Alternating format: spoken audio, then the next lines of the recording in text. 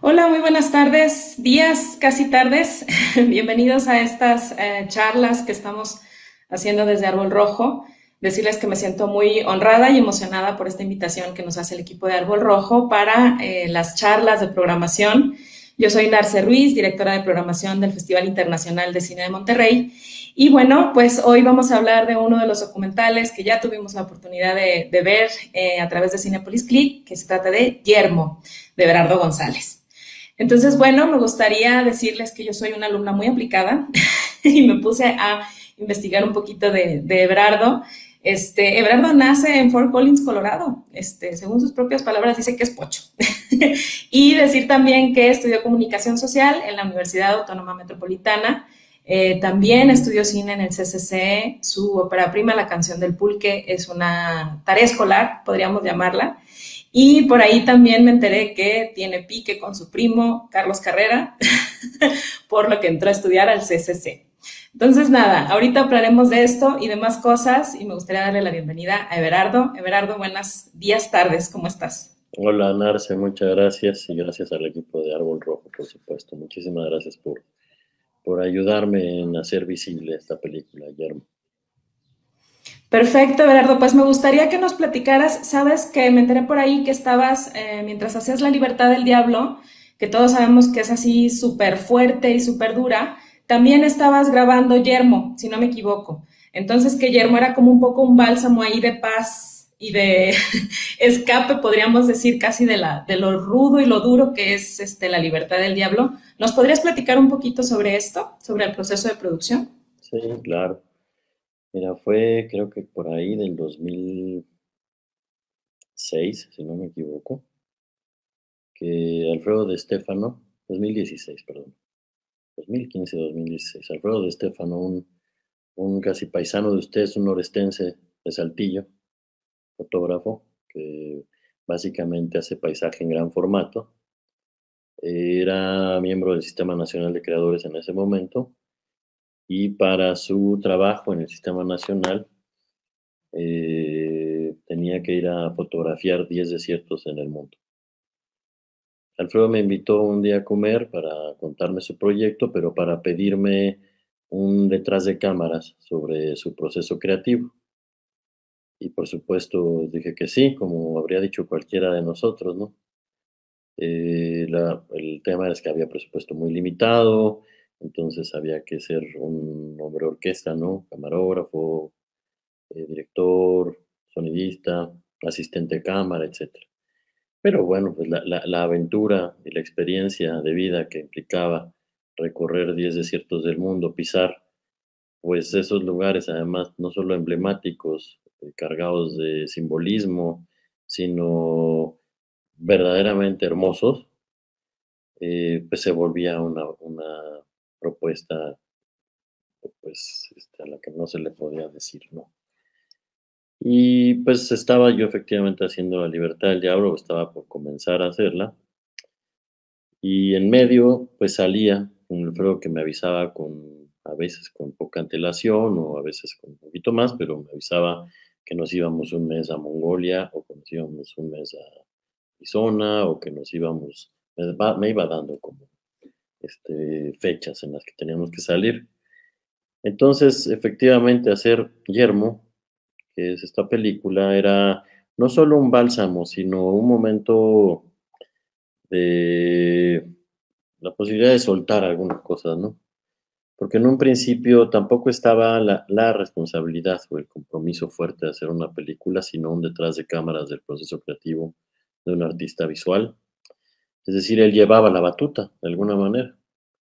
Él llevaba la batuta, él era quien me decía dónde vamos a ir, cuánto tiempo íbamos a estar, en dónde vamos a estar grabando, etcétera, etcétera. Entonces, pues para mí fue pues muy gozoso porque nunca había tenido una experiencia en donde existiera no solo total libertad, sino que no existiera la presión de organizarlo, ¿no? Y tampoco la presión que implica la conciencia de saber que tienes que hacer una película, ¿no? finalmente no estaba muy claro todavía Alfredo para qué quería hacer el making of, ¿no? Lo iba a usar un poco para promoción de su obra o como para materiales de su propio proyecto en el Sistema Nacional de Creadores, proyecto que se llama Tormenta de Luz.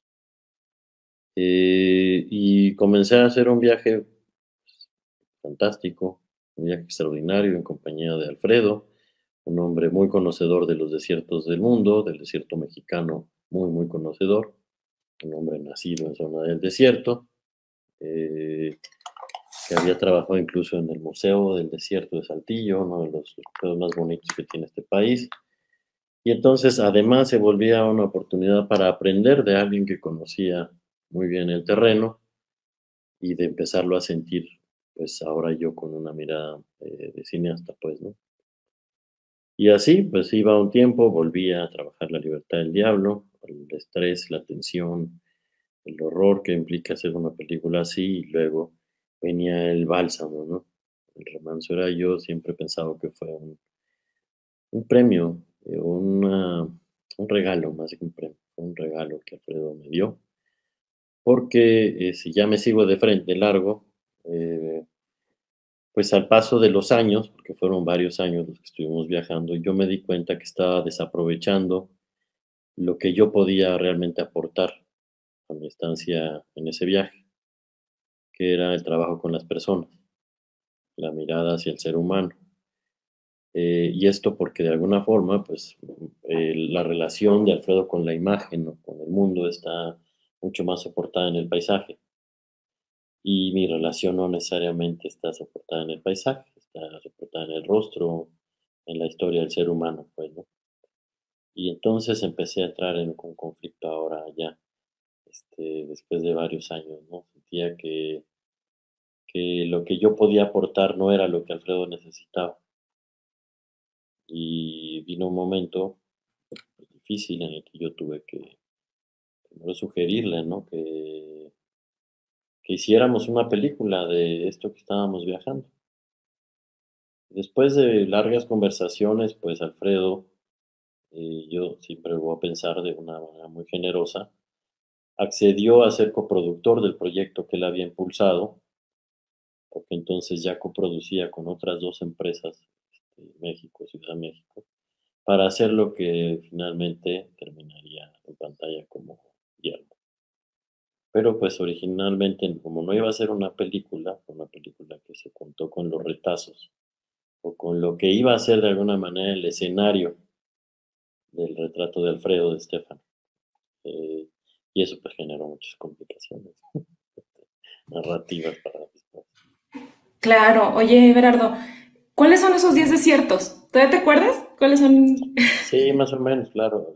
Fue el desierto del Gobi en Mongolia, fue el desierto de Thar en la zona de Rajasthan entre la India y Pakistán, fue el desierto de una parte del desierto de Sahara en el Marruecos occidental, bueno, en el Sahara occidental, fue el desierto de Mojave, bueno, perdón, el Navajo Nation de Arizona, fue el desierto de Chihuahua, que es el desierto de Coahuila, en la zona de Ocampo, fue el desierto de Atacama, el desierto de Nazca y de Ica en Perú, en Namibia, y finalmente trabajamos en el desierto negro de Islandia, que aunque no es propiamente un desierto, sí es una zona yerma, por el tema de la actividad volcánica, por lo que implica, ¿no? La desolación en el paisaje que tiene Islandia. Esos fueron, si no se me va algo, pero no, creo que no. Sabes que me resulta fascinante porque uno lo ve y piensa que Everardo viajó en avión, de un sitio al otro en 2 semanas, ¿no? Y estás comentando pues que fueron años, un proceso de años. Y creo que tu interés por los desiertos ya venía de antes, si no me equivoco, por ahí cuando hiciste los puentes de Australia, creo que estabas haciendo algo sobre formas de producción en el desierto. Sí. Y pues te cayó como anillo al dedo, ¿no? Esta Es más, invitación. por eso me buscó Alfredo realmente. O sea, Alfredo vio en Cuates de Australia una mirada que retrataba el desierto que a él le interesó. Ahí realmente Alfredo comenzó a funcionar como un productor ejecutivo y me convocó a mí justo porque había visto mi mirada para el retrato de los desiertos. Entonces, pues también esta experiencia se la debo de alguna manera a haber estado filmando Coahuila también, cuates de Australia. Ujú, pero sí, tal cual, eso fue la razón, efectivamente. Qué maravilla. Y la otra cosa que ahorita mencionabas tiene que ver con la mirada no tanto del paisaje, sino de las personas. Y por ahí oí que dijiste que era como una etnografía a la inversa, porque luego está esta cuestión del exotismo, ¿no? Que va al mexicano a Mongolia, ¿no? A ver a los mongoles, digamos, pero que tu interés tenía que ver más con cómo te miraban ellos a ti, ¿no? Y de hecho hay partes en la película que por ahí se están peleando, por ejemplo, de, ay, tú hiciste tal. Y entonces, o que la señora le dice, ¿qué está haciendo este señor? Y no, pues te está grabando, ¿no? Entonces, ¿cómo viviste esta etnografía a la inversa? ¿Cómo te sentiste o cómo te recibieron estos personajes? Mira, como te platicaba ahorita, no tenía yo la presión y tampoco el rigor lo tuve, de como normalmente habría trabajado con un proyecto que trajera una premisa más sólida, porque la premisa era seguir el trabajo de un artista visual. El desierto era de alguna manera el escenario, ajá, de lo que para lo que yo iba convocado. Entonces, pues mi trabajo, más allá de leer o investigar para disfrutar un poco más y entender un poquito más el lugar en el que iba a estar pisando, pues no había un trabajo serio de mi parte para indagar, porque la ruta la dictaban las necesidades de Alfredo. Pues a veces conversábamos, pero pues definitivamente como él asignaba el presupuesto para el viaje y los días para los que le alcanzaba la plata, pues él trazaba la ruta junto con gente de los diferentes países, ¿no? Los distintos desiertos. Entonces, pues yo llegué, pues te diría como una mirada muy extranjera. Por supuesto, soy un extranjero en muchos de estos lugares, pero te diría que completamente extranjera, o sea, con una mirada muy superficial de lo que yo estaba retratando. Entonces, pues yo estaba filmando, como te decía, el escenario del retrato de Alfredo. A quien yo más tenía que conocer era Alfredo, no necesariamente al desierto. Entonces, claro, eso empezó a generar mucha ansiedad en el momento del montaje, que lo hice con Paloma López Carrillo, porque solo era un retrato de los modos de vida de los seres humanos en el desierto, de muchos desiertos, pero no tenía una articulación y no tenía propiamente un discurso detrás.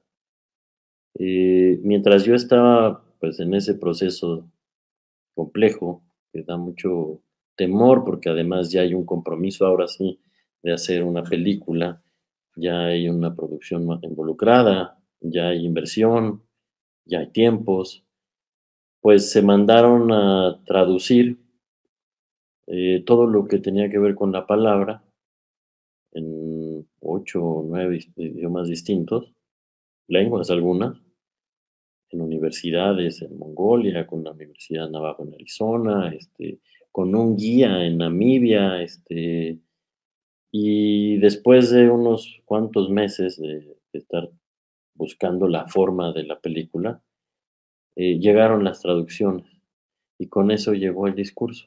Entonces lo que descubrimos Paloma y yo es que de lo que hablaban era de nosotros, de nuestra mirada extranjera, de lo exóticos que éramos también y a veces de lo absurdos que somos como cineastas o como viajeros, pretendiendo que vamos a ser invisibles, pretendiendo que no va a existir una puesta en escena, pretendiendo la búsqueda de la naturalidad y la verdad. Y pues eso se convirtió en el discurso de Yermo. Entonces, eh, echamos mano de todo lo que normalmente uno quitaría de un documental que busca la veracidad. Es decir, hicimos evidente los defectos que tuvo en el rodaje. Y digo defectos porque parto de mi propia ignorancia, pues, ¿no? Entonces, realmente la materia prima es mi propia ignorancia, frente a lo que estaba retratando, mi candidez de alguna manera también. Eh, y fue una oportunidad también para hacer una película en la que puedo ser capaz de también de cuestionar de una manera irónica y humorística mi propio oficio, mi propia condición como cineasta de la realidad, pues, ¿no? Y pues eso nos destrabó la película y empezó a encontrar su discurso y su forma, ¿no? Pero llegó después de meses de ansiedad y de ocultarle la película a todos los productores, ¿no? Sí te imagino, como diciendo, ah, ahorita, Sí, ahorita. claro, fue Hay tan una así, escena así, justo una semana más. donde donde dicen, no aceptan tarjeta de crédito. O sea, como que la chica dice, Sí, y yo decía, sí, están en claro. medio del desierto, ¿cómo van a...? Claro, había toda una serie pues sí, es un retrato absurdo también, ¿no? De cómo llegamos a pretender que conocemos el entorno y cómo no dejamos de ser seres citadinos o seres urbanos, ¿no?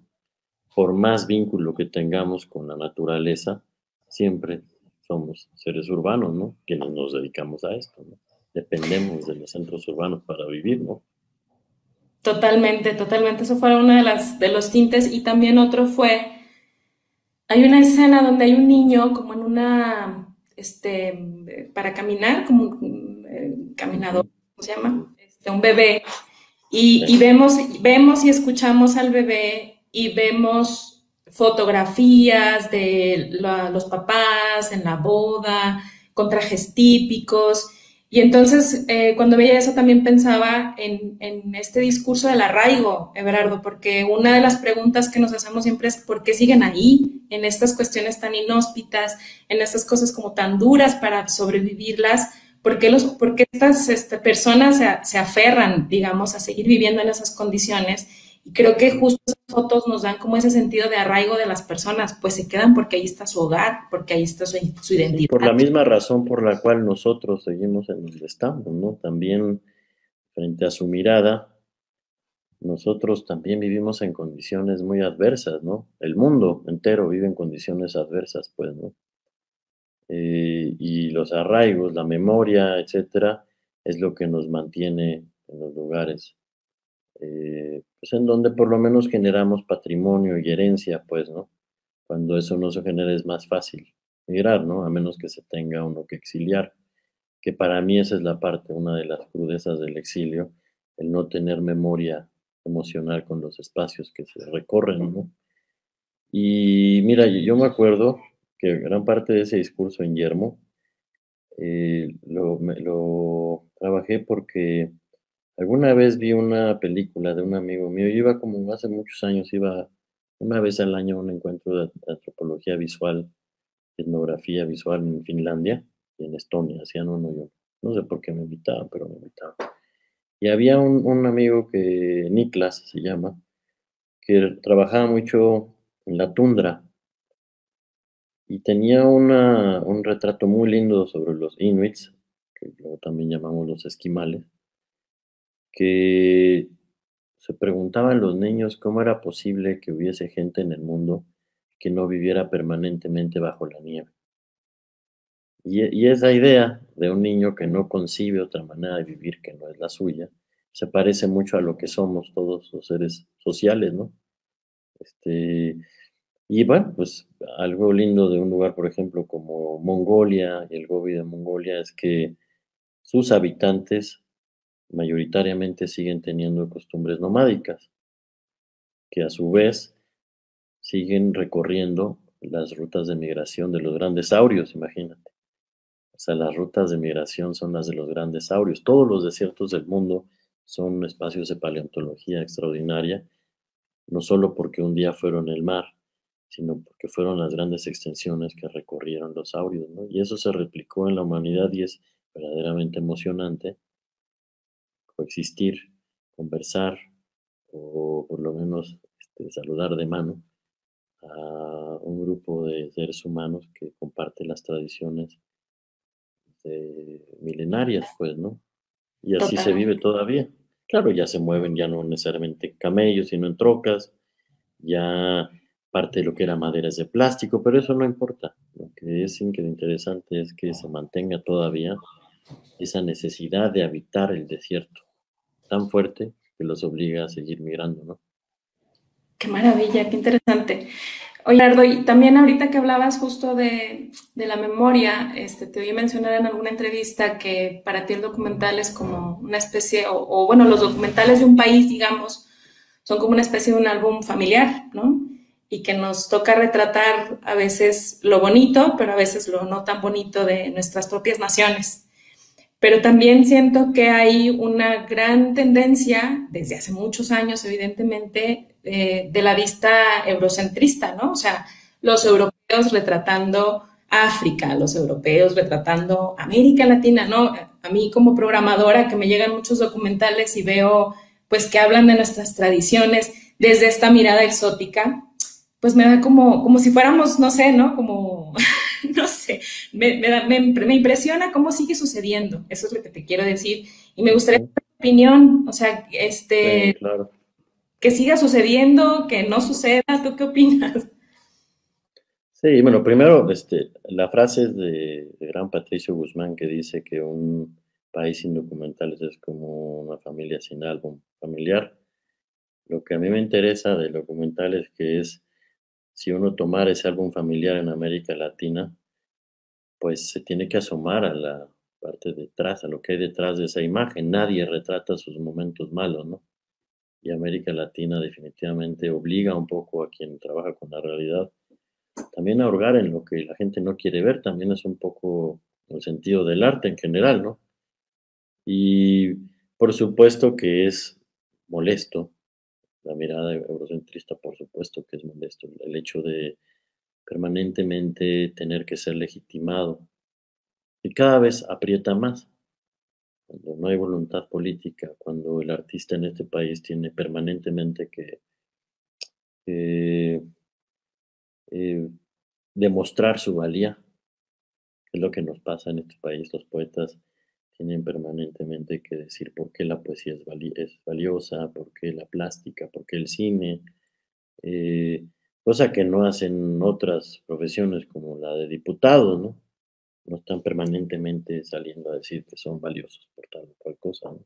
Bueno, ahora van a empezar con el tema de las plurinominales, etcétera. Van a tener que hacerla igual, ¿no? Pero definitivamente que cuando eso pasa en una sociedad como la mexicana, pues quienes nos dedicamos al arte necesitamos seguir produciendo y tristemente solo la mirada eurocentrista es la que nos lo permite a veces, porque es la que nos legitima. Entonces sí, somos sociedades profundamente colonizadas, ¿no? Culturalmente hablando, pues, ¿no? Entonces, eh, no es algo que es un mal necesario, te diría. A mí no me gusta nada. De hecho, Yermo es una película que ha padecido esa mirada, porque el hecho de que como el documental tiene una tradición colonialista. O sea, incluso el viaje de Flaherty no fue para hacer un documental, una película documental cuando hizo Nanook, por ejemplo, ¿no? Fue enviado para que fuera a registrar las propiedades de alguien, las colonias de alguien, ¿no? Y eso es lo que ha acompañado la historia documental y la etnografía audiovisual, su historia, ¿no? Y van a visitar sus colonias, a traer imágenes a Europa de lo que eran sus colonias, pues, ¿no? Y Yermo está metida en ese problema, porque gran parte de lo que ha padecido es que al europeo no le interesa a un mexicano viajando por el mundo y haciendo un retrato del desierto. Al europeo le interesa una película como La libertad del diablo, de un mexicano que tiene que mirar su propia miseria, condiciones terribles de vida, ¿no? Para que haya alguien que se pregunte cómo es posible que ellos sigan viviendo así, ¿no? Allá. Y entonces, bueno, pues Yermo mismo padece de eso, ¿no? Ese es un trabajo que pues estará siempre mejor visto si lo hace un alemán, un inglés, un holandés, a que si lo hace un mexicano, ¿no? O sea, yo creo que en el contexto mexicano alguien como John Marshall habría sido imposible, pues, ¿no? Este, pero bueno, pues ese es un poco el escenario que tenemos y mientras tengamos necesariamente que demostrar nuestra valía en la sociedad, pues vamos a seguir dependiendo de la aprobación de quienes sí miran en el arte y en la cultura un valor incuestionable, pues, ¿no? Lo vemos en política pública, en leyes federales, en protección de la cultura, en impuestos a lo que viene, pues, ¿no? En programación de la televisión, en inversión de la televisión, etcétera, etcétera. Eso solo ocurre en sociedades más democráticas o más totalitarias que entienden el valor de la cultura, como pasó con el Estado soviético, pues, ¿no? Pero pues eso solo ocurre cuando los gobiernos en turno le dan valor a lo que se produce a nivel cultural en su país, que no es el caso mexicano, ¿no? Que no es el caso mexicano, lastimosamente. Y también quería saber tu opinión. Sabes que hace poco leí un tuit que tengo que aceptar que me dio risa, que decía que les avisen a los documentalistas mexicanos que hay un mundo más allá después de su familia, porque sucede mucho y es una tendencia certera, porque me ha tocado vivirla en los procesos de selección, donde hablan de, pues ya sabes, ¿no? Mi familia, mis papás, mis tíos, mis hermanas, ¿no? Lo que nos pasa en nuestro entorno familiar. Y entonces reflexionaba también en tu obra como no hay nada que hable, digamos, de ti como persona, vamos a decir, ¿no? De tu familia, ni de tus papás, ni de tus hermanos. Entonces, ¿tú qué opinas, Abelardo, sobre esta tendencia, que tengo que decir que es muy mexicana, ¿no? De hablar de nuestro Sí, entorno sí, inmediato. sí, sí. Mira, yo creo que todo el cine es autorreferencial de alguna manera, ¿no? O sea, yo llego a los temas también por mi herencia, pues, por ser hijo de quienes soy hijo, por los temas que le interesaban a mi familia, por lo que viví de niño, etcétera, etcétera. Todos son autorreferenciales, sin duda, pero yo creo que es también un asunto generacional, pues, ¿no? Eh, Hoy hay una generación que ahora también está mutando, pues, a una generación quizá más cercana al documental del activismo, quizá un poco volviendo a lo que fue en los 60s y en los 70s el cine documental, un documental mucho más político, en donde el mensaje es lo importante, no necesariamente la obra cinematográfica o el trabajo cinematográfico. Pero creo que en ese inter entre mi generación y la que hoy de alguna manera está, bueno, hay 2, ¿no? Está entre el activismo y en la que va a empezar a hacer del documental un espectáculo, ¿no? Entretenimiento por la llegada de las plataformas, etcétera. Pero la que está en el intermedio, yo creo que ya es una generación que de por sí construyó mucho su realidad de manera virtual, ¿no? Sus relaciones interpersonales, pues sí, su manera de relacionarse con el mundo, y también, pues, en un país que es muy complejo para el registro de la realidad, un país en el que si tú quieres trabajar una historia bellísima en la sierra michoacana, pues te la tendrás que pensar 2 veces, porque desplazarte puede ser peligroso, ¿no? O yo, si fuera de esa generación y me invitan a ir a un rancho en la sierra entre San Pedro y Torreón, pues a lo mejor no voy, ¿no? Porque ya no, la zona se empezó a poblar de setas y empezó a convertirse en una plaza complicada, y entonces, pues, también yo creo que eso influyó mucho, y esas voces que a veces sí vemos que se repiten, ¿no? Esa manera de acercarse al cine, yo creo que tiene razones complejísimas de fondo. Se cruzan el miedo, cruzan, el acceso inmediato a los equipos, ¿no? Y también a una manera de haberse relacionado con el mundo que no es definitivamente la que le tocó a mi generación, pues, ¿no? Pero, pues, yo soy una generación previa a la idea de la aldea global, ¿no? Quizá la última, porque yo me volví adulto con la caída del muro y eso, pues, fue un cisma de todo, ¿no? Pero esta generación que se dedicó mucho a mirarse el ombligo, pues yo no la verdad es que yo creo que tiene razones, y que ese cine también es un reflejo de los tiempos que le tocaron vivir a sus autores, que cruzan por lo que estoy hablando y muchas otras cosas seguramente, ¿no? Pero yo creo que no es solamente una forma de hacer cine, es una respuesta a la realidad hostil que nos toca vivir en estos tiempos, ¿no? Es justo la Qué interesante. generación a la que le estalla la guerra de Calderón, el calderonismo en las narices. Pues, ¿para qué va uno a salir a la sierra de Coahuila a filmar? y no sabes si vas a llegar o si vas a volver, ¿no? Aunque estés haciendo un retrato de las cactáceas, pues, ¿no? Totalmente, totalmente es verdad. No, yo no lo había visto así. Y otra, sabes también compartirte que este año vi un documental alemán que me quedé como hipnotizada porque eran personajes, hombres y mujeres, en un escenario como una cancha de tenis o un parque público, maquillándose en cámara. Se estaban maquillando, así, tú maquillándose, así, y nada, música, escenario y el personaje maquillándose. Y eran varios, ¿no? Y eran 60 minutos solamente de eso. Y te lo juro que estaba en noticia porque dice, ¿a quién se le ocurre? ¿Cómo?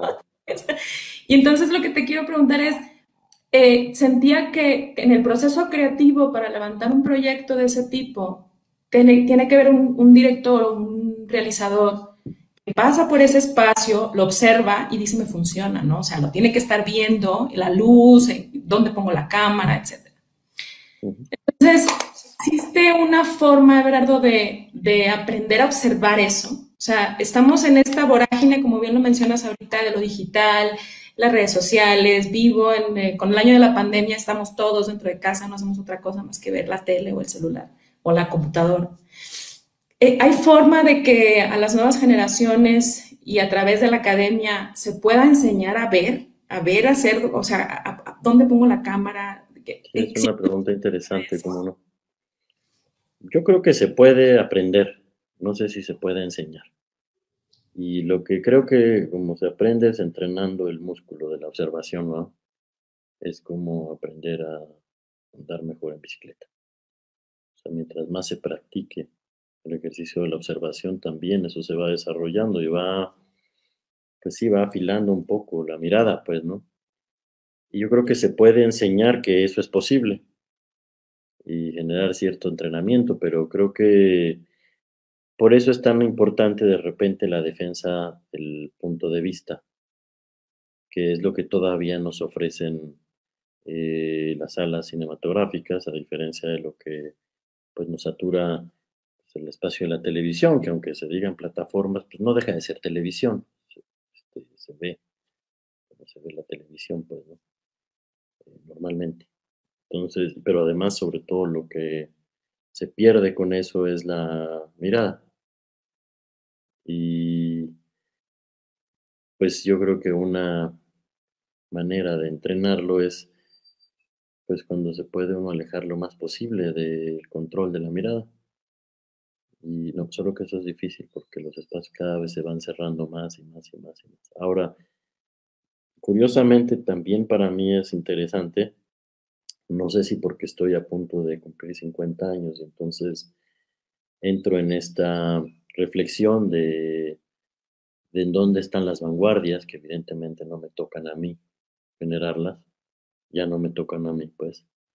Pues hay una parte que a mí sí me entusiasma de ver lo que está mirando esta generación, cuáles son los ejercicios de observación de esta generación. Y creo que ahí también hay grandes lecciones para nosotros, los autores más, pues vamos a llamarlo un poco más, más sólidos, un poco más consolidados, pues, porque hay mucho que aprenderle para también transformar nuestros discursos, ¿no? Entonces, sí creo que la academia puede pues, ofrecer, sobre todo en términos de la gramática audiovisual, pues, ¿no? Pero la mirada es algo que se aprende solo ejecutándola, ¿no? Ejercitándola. Este, si eso no existe, no hay manual, ¿no? No hay nadie que nos enseñe a mirar. Eso es solo nuestro propio músculo, nuestra sensibilidad, pues, ¿no? Claro que hay que nutrirse de muchas cosas que nos inspiren, pues, ¿no? Y quizás ahí es donde están las lecciones, en lo que nos puede inspirar, lo que otro ha hecho, en literatura, en narrativa, en poesía, en gráfica, en artes escénicas, qué sé yo, ¿ah? Probablemente es ahí en donde también se puede aprender, ¿no? O es lo que, donde podemos ver a los que nos enseñan, pues, ¿no? Pero hay mucho que vamos a ver de los nuevos discursos que esta generación del encierro nos va a empezar a regalar. Y nos sorprenderemos. Estoy convencido que eso va a ocurrir. Nos vamos a sorprender. Qué maravilla, qué momento para vivirlo.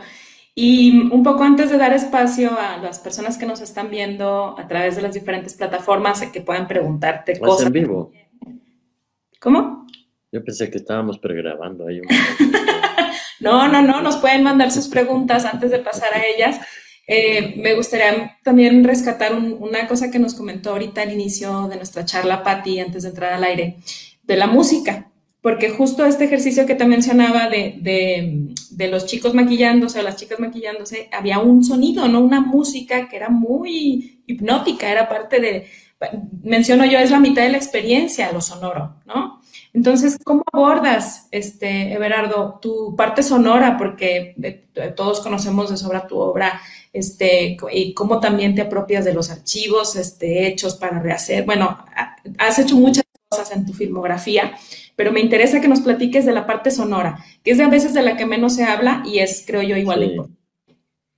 Mira, yo siempre he respetado mucho el sonido en el cine, lo sonoro del cine, porque pues mis primeros acercamientos al cine fueron con un diseñador de sonido joven que murió hace poco, Rogelio Villanueva. Estábamos en la universidad, ni siquiera dedicarme al cine era una opción, no se me había ni ocurrido, pues, ¿no? Pero fue junto con él y ahí fui aprendiendo de él. Contemporáneo mío tendríamos 22 años, menos, ¿no? 20 años, yo creo. Y fui entendiendo la abstracción del sonido y me encantó, me fascinó. Y he tenido la gran fortuna de colaborar por muchos años, primero con él fue, y después por muchos años con la dupla de los Barberis, que son Nerio, por lo menos, Nerio Barberis es uno de los grandes transformadores de la idea del diseño sonoro en el cine en México, y Matías, su hijo, que es un heredero, y que entienden, tienen una concepción del sonido pues mucho más compleja, mucho más allá de lo técnico. Y entonces me ha arrimado a esos árboles, a gente como Matías particularmente, sobre todo con quien he trabajado pues casi te diría 18 años, un montón de tiempo pues, ¿no? Porque me interesa cómo se acerca al sonido desde una mirada muy nostálgica, muy romántica, es un generador de sonidos, no es alguien que necesariamente eh, echa mano de los bancos de sonido, ¿no? Sino que inventa sus propios sonidos. Yermo es una película completamente construida a partir de la inventiva de Matías, porque mi sonido directo pues era un desastre, yo no soy sonidista, él realmente salvó el sonido de esa película y reconstruyó todo con juguetes, como lo hacía Gavira en su momento en los estudios Churubusco, hace muchos, muchos, muchos años. Y eso me interesa mucho, ¿no? Como hay toda una construcción también autoral, te diría, del diseñador sonoro, y después del músico.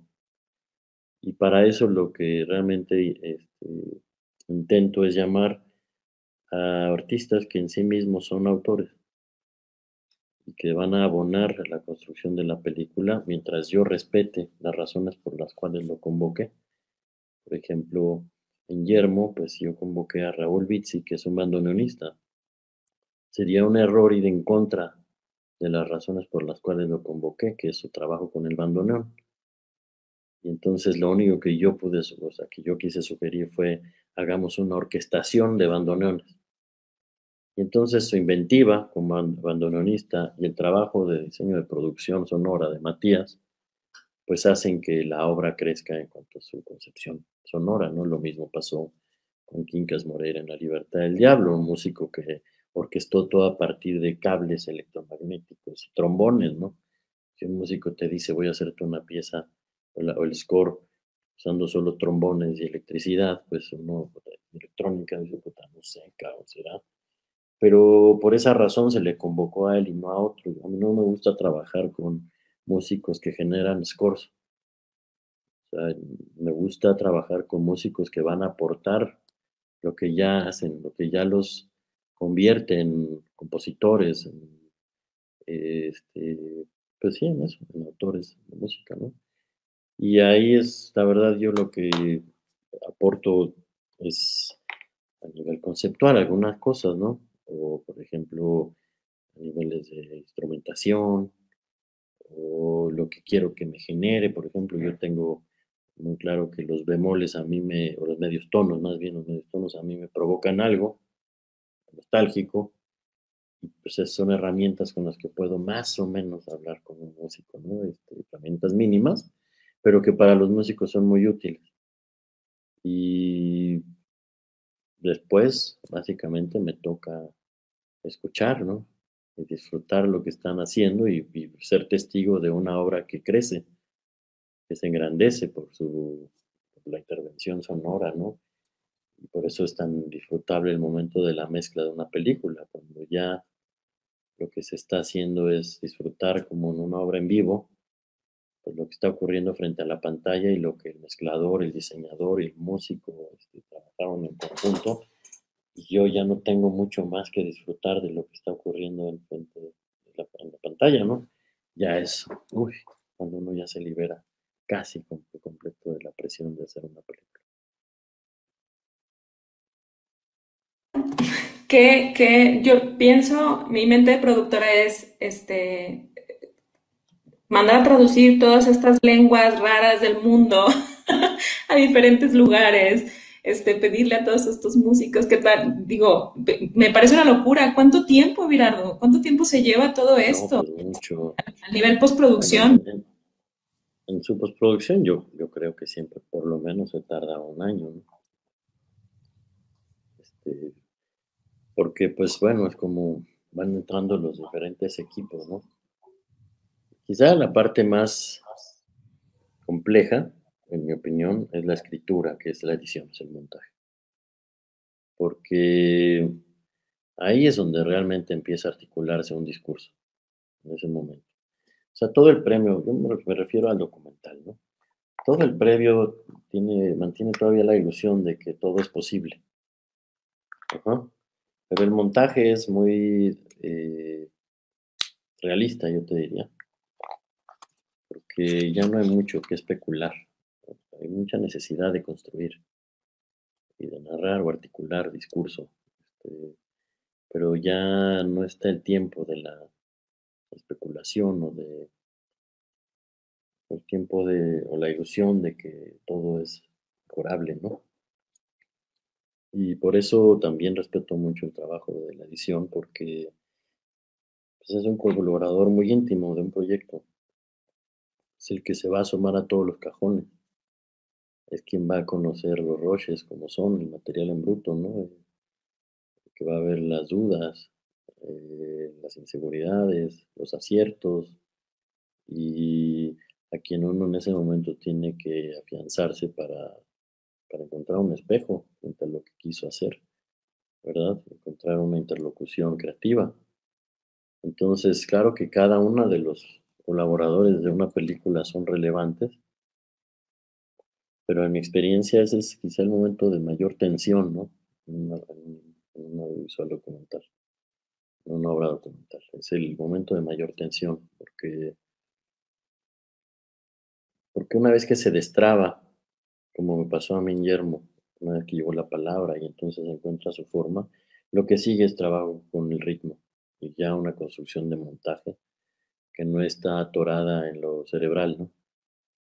Es más un flujo, ¿no? Claro, eso hablo de mi método de trabajo, ¿no? De mis maneras de trabajo. Cada quien tiene las propias, ¿no? Hay quien articula desde el inicio, pues, ¿no? A mí, yo siempre paso en el montaje por una etapa muy cerebral al inicio, muy conceptual. Después empieza a destrabar en forma, en ritmo, ya el trabajo de montaje.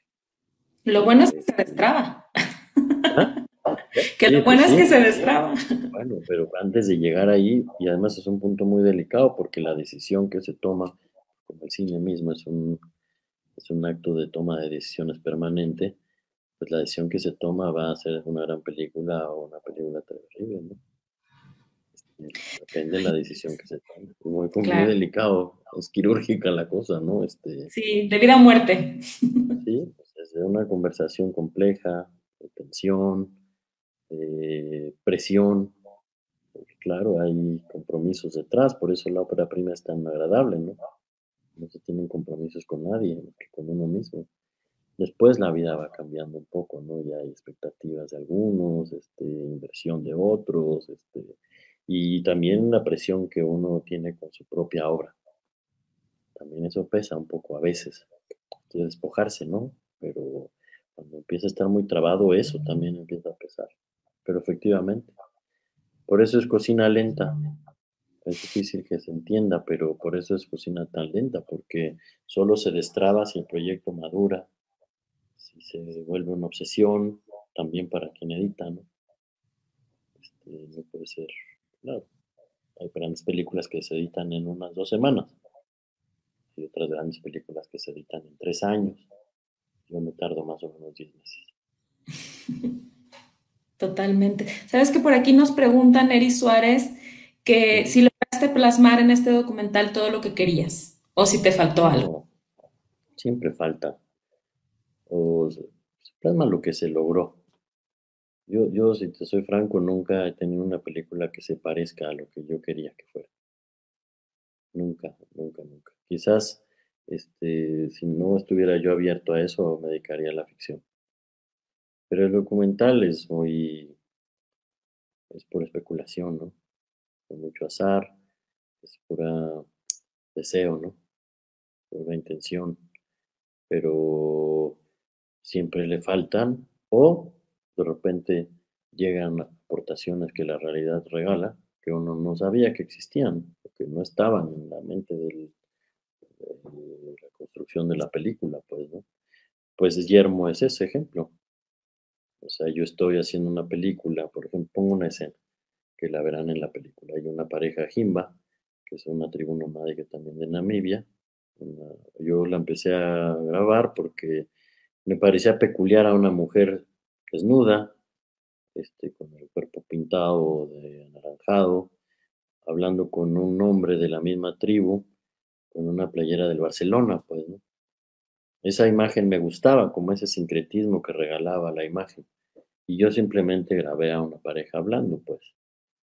Pues eso está en mi intención de rodaje, pero pues la realidad llegó con la palabra y la traducción, ¿no? Con la comprensión de la palabra y es cuando entonces de lo que hablan no solo es de mí, sino de mis intenciones estando ahí y empiezan a cuestionar si yo no soy un pornógrafo, como ya tuvieron una experiencia previa de un equipo de pornografía que llegó a filmar a la villa, ¿no?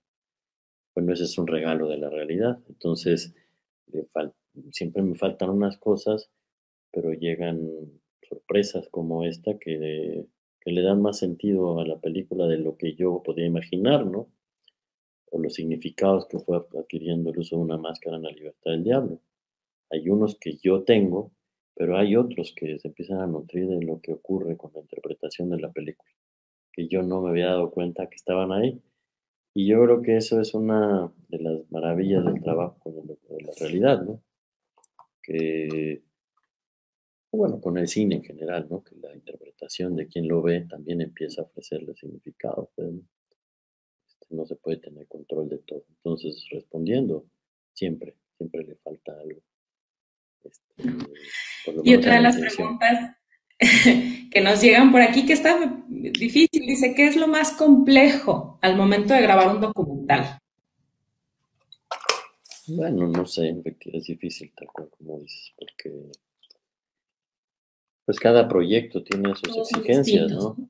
¿no? Mm. Sí, todos tienen exigencias, ¿no? A veces, pues a veces es el presupuesto, ¿no? Que ese es el menos espiritual de los conflictos, pues, pero pues va a depender mucho, ¿no? Hay proyectos que la comunicación es un problema, hay proyectos a los que el acceso a la realidad que se va a filmar es compleja, o el desconocimiento de la realidad que se va a filmar. Pues yo te diría que lo más complejo es la realidad misma. O sea, lo que más destraba, pero también lo que más se opone al hecho de hacer un documental es la realidad. Y esa es la complejidad mayor con lo que hay que negociar, ¿no? Eh, y eso incluye al ser humano, a las condiciones políticas, al entorno geográfico, climático, presupuestal, etcétera, etcétera, etcétera. Yo creo que lo más complejo de hacer un documental es la realidad misma. Everardo, para ir cerrando, sabes, yo te quiero compartir que este documental lo vi el año pasado en un visionado privado, como Ujú. privilegiada que soy por mi trabajo, y hablando con una muy querida amiga me decía, ay, es que Everardo ya está más allá del bien y del mal, que puede viajar por todo el mundo grabando desiertos. Me decía, ya puede hacer lo que quiera, ¿no? Ya nos explicaste muy bien el contexto de la película, Berardo, pero yo quisiera preguntarte, ¿tú te sientes que ya puedes hacer lo que tú quieras? No, ojalá. No, no, no, ojalá. Lo que sí tengo ahora es que tengo quizá menos miedo, menos inseguridad, pues. Este, algo regala el oficio en el tiempo, que es la certeza de lo que ya se hizo. Ajá. Que lo que ya se hizo, a menos que llegue una generación que me quiera cancelar todas las películas, pues ya está, ¿verdad? Entonces se pueden asumir otros riesgos, también para que esto no se vuelva un oficio aburrido, porque pues, llega a ser también un poco agotador tener que estar enfrentando permanentemente la intención de hacer una película en el contexto mexicano, pues, ¿no? Es muy agotador, es un poco lo que le pasa seguramente a gente como ustedes que están también, no solo desde la producción, sino desde la promoción del cine, pues es darse de topes contra la pared permanentemente, ¿no? O sea, siempre hay más voces que te dicen que no es posible y es agotador. Pero no, definitivamente que no, no, no, no, no es tan así, pues, ¿no? Yo creo que lo único que podría suponerse de esa manera en una película como Yermo es que pues yo terminé con la obsesión de construir una película de un material que no iba a hacerlo, pues, ¿no?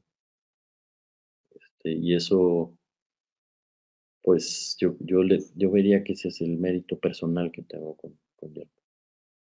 No haber claudicado a la posibilidad de que eso fuera una película. Porque no, a mí no se me ocurrió hacer una película sobre los desiertos. Entonces fui a buscar financiamiento porque quiero hacer una película de los desiertos, porque ahora puedo hacer lo que yo quiera, ¿no? No, yo aproveché un contrato que tenía, un jale, una chamba, ¿verdad? Como cineasta, para hacer una película. Fue completamente distinto el recorrido, pues, ¿no? Perfecto, Everardo. Pues nada, ya creo que se nos agota el tiempo. Yo nada más preguntarte si nos puedes adelantar un poco en qué estás ahora. ¿Estás trabajando en algo? ¿Nos puedes adelantar alguna? Sí, sí, estoy haciendo una película que llevará por título Una jauría que se llama Ernesto, al menos provisional, que es el retrato de un niño que termina encontrándose con una 9 milímetros y la narrativa de las dos, de dónde vienen las dos historias. Es el encuentro de dos historias este, que termina en un ejercicio violento cuando uno es muy joven. Perfecto, pues se nos pasó el tiempo. Dice por aquí que se nos pasó súper rápido. Estoy de acuerdo, Antonio, se nos pasó muy rápido. Verdad es un verdadero placer hablar contigo. Agradecer muchísimo a nuestros amigos de Árbol Rojo por la invitación, por coincidir, por tomarnos este momentito de miércoles a media mañana para hablar de documentales. Invitar a todos que sigan viendo Yermo, que está disponible en Cinépolis Click, por favor, para que todo esto que nos platicó Berardo vaya tomando forma. Y nada, muchísimas gracias, de verdad ha sido un verdadero placer, un honor y que sigan todas las actividades que todavía continúan de Árbol Rojo porque todos los caminos llevan al sur. Muchas gracias. Muchas gracias a ustedes.